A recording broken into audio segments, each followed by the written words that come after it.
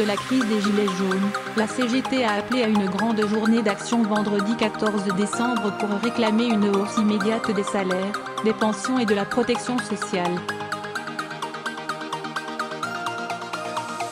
Bousculée par le mouvement des Gilets jaunes et dans les urnes, la CGT va tenter de reprendre la main vendredi avec une journée de grève générale dans la foulée des concessions de l'exécutif, qualifiée d'enfumage collectif par l'organisation syndicale. Qui appelle à la grève du vendredi 14 décembre 2018 a été lancée par la CGT, mais le mot d'ordre a été repris par plusieurs autres syndicats, notamment de l'AFSI, premier syndicat dans l'éducation nationale, Solidaire, Sud ou Lunaire, qui appelle à se joindre au mouvement.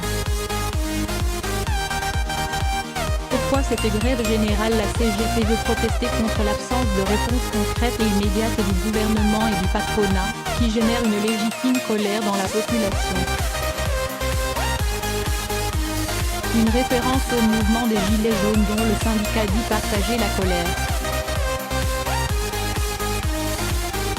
Rien dans le discours du chef de l'État n'a prouvé grâce aux yeux de la centrale, qui revendique une augmentation des salaires, des pensions, plus de justice fiscale, et le rétablissement de l'IS.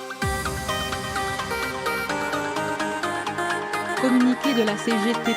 Cette journée de mobilisation générale est aussi une manière pour la CGT de reprendre la main, alors qu'elle vient d'être battue par la CFDT, devenue mercredi le premier syndicat français, et qu'elle est malmenée par le mouvement des Gilets jaunes.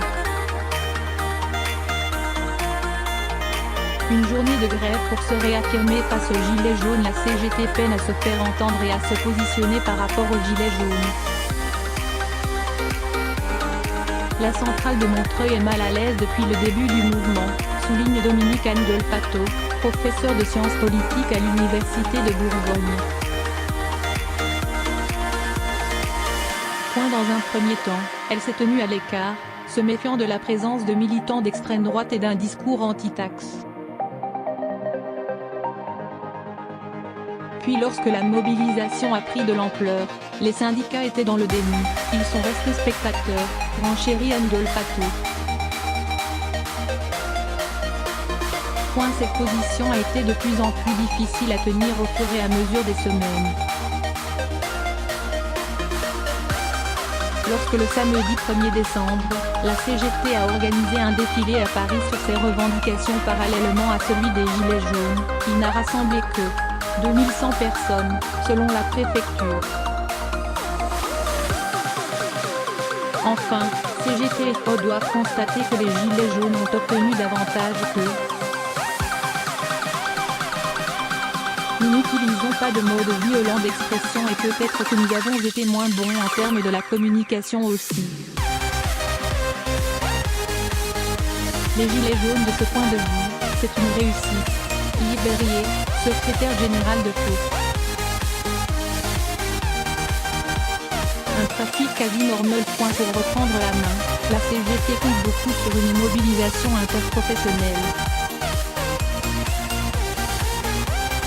Pour l'instant, la CGT Cheminots, SNCF, et la CGT RATP ont déposé des préavis de grève couvrant l'ensemble des services et des catégories professionnelles de l'entreprise du jeudi 13 à 22 h au samedi 15 à 7 h.